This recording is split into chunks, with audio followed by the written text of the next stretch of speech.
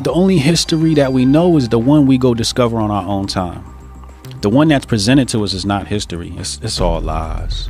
If you were to discover something older than that, you'd be very famous. You know, it's like they really looked hard. Elon Musk delves into a groundbreaking discovery that has shocked historians and researchers alike. He found evidence of deliberate burial in a very complicated, difficult cave system, which you can hardly access. I think we're getting very close to rediscovering some of the things that our ancient ancestors were up to. The sudden uncovering of an ancient civilization hidden deep beneath the Grand Canyon. Dad, there's a state trooper over here and wanted to talk to you. And they found these sawed bones, a few of them. We got 15 of them now that they found. Some of these conspiracy theories have turned out to be true. This mysterious find has ignited debates about the origins of ancient human cultures. Explorers and scientists find it hard to keep their sights off this natural wonderland, as it has something special for everyone. From the breathtaking views to the stunning geological features like rocks and steep mountains and valleys, the canyon is like a whole different universe on Earth. Folks from all over the world travel to this place to catch a glimpse of what life in an open wonderland would feel and taste like. Aside from these, the Grand Canyon also offers a captivating geologic phenomenon. And a prime example of this is the Great Unconformity.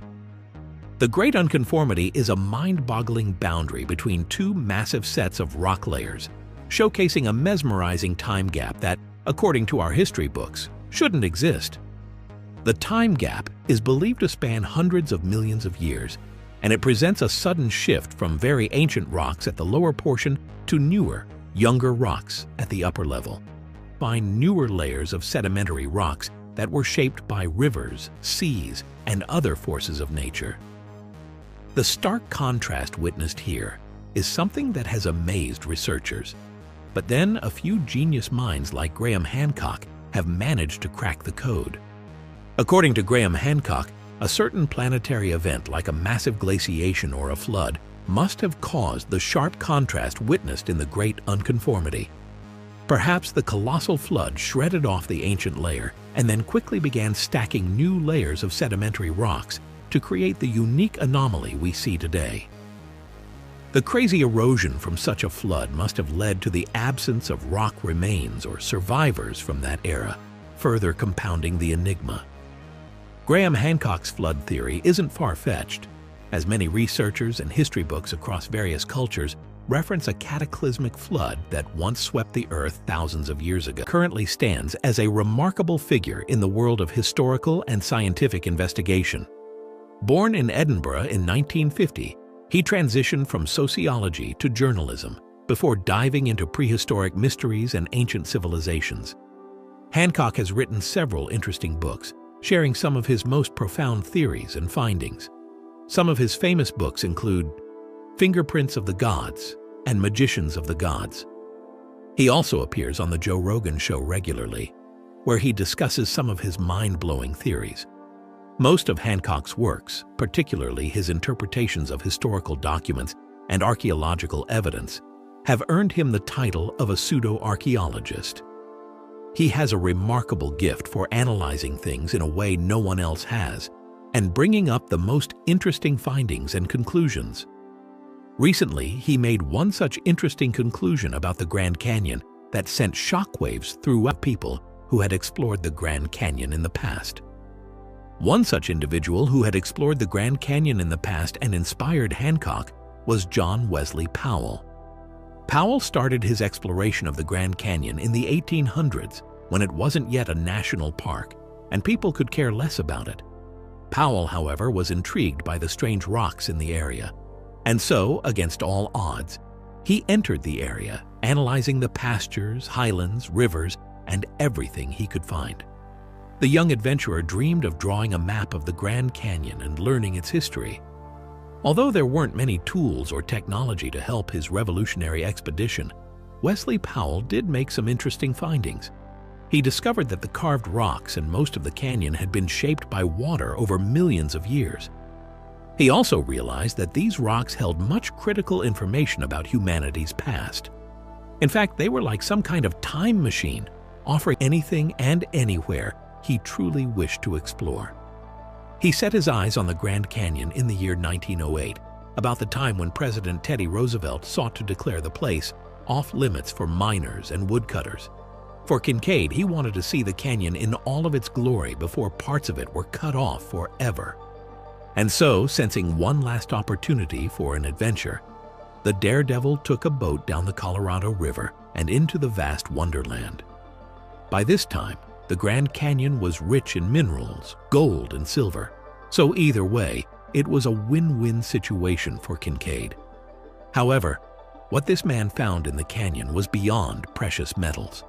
What he found would turn out to be the most earth-shattering discovery of the century. About 40 miles upstream, Kincaid noticed several strange markings in the rock formations. This piqued his interest, causing him to probe further without calling for backup or reporting what he saw to authorities. At the end of the steps, Kincaid came face to face with a hidden passage.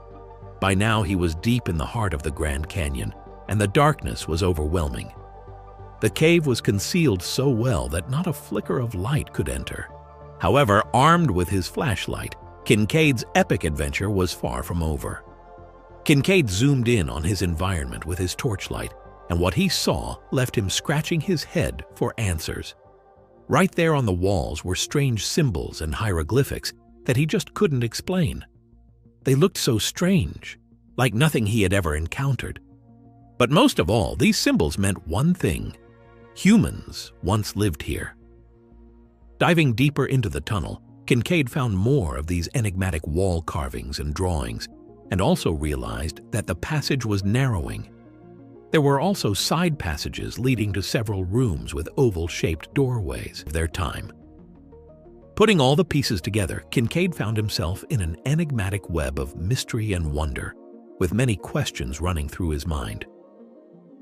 What tribe or ancient civilization lived here? And how did they gain such masterful knowledge of engineering and architecture? To add to the enigma, there were several other findings, like a sculpted idol, a collection of various tools crafted from copper, residues of slag and charcoal, and certain reflective stones. All of these were strong indicators of human presence, further strengthening Kincaid's belief that a tribe or ancient people once lived here. However, the real eye-opener came when Kincaid entered a certain chamber deep within the intricate network of passages. Kincaid was utterly shocked as he found something he never would have thought existed in the Grand Canyon. Right there inside this chamber was a collection of several mummies. It seemed so ambiguous, like some cooked-up tales. But then, the evidence is overwhelming. It would be quite controversial to assume that these mummified bodies and all the other stuff found in these caves showed up out of nowhere. But these pieces of evidence raise several questions about humanity's history. Who were these ancient tribespeople? And what kind of life did they live in the Grand Canyon? Also, how long ago did they thrive here? And finally, what led to their disappearance? The Grand Canyon is said to be as old as 6 million years. Many researchers have shared that the area has been a safe haven for Native Americans for thousands of years. These clans and small groups of individuals built settlements within the canyon and also inhabited its many caves.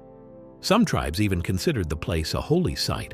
And till today, certain stories are still told by locals who live along the Colorado River. So the chief of the tribe, a man named Macheto, requested that the people of One Heart leave the settlement.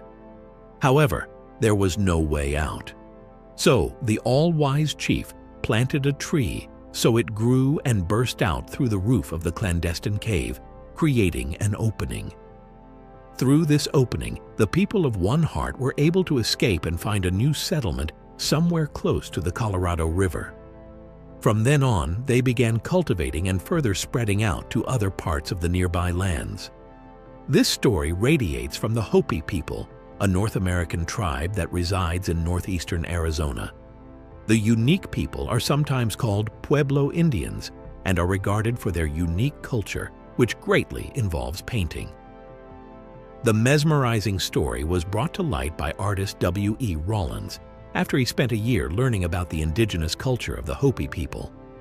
So far, there's gross speculation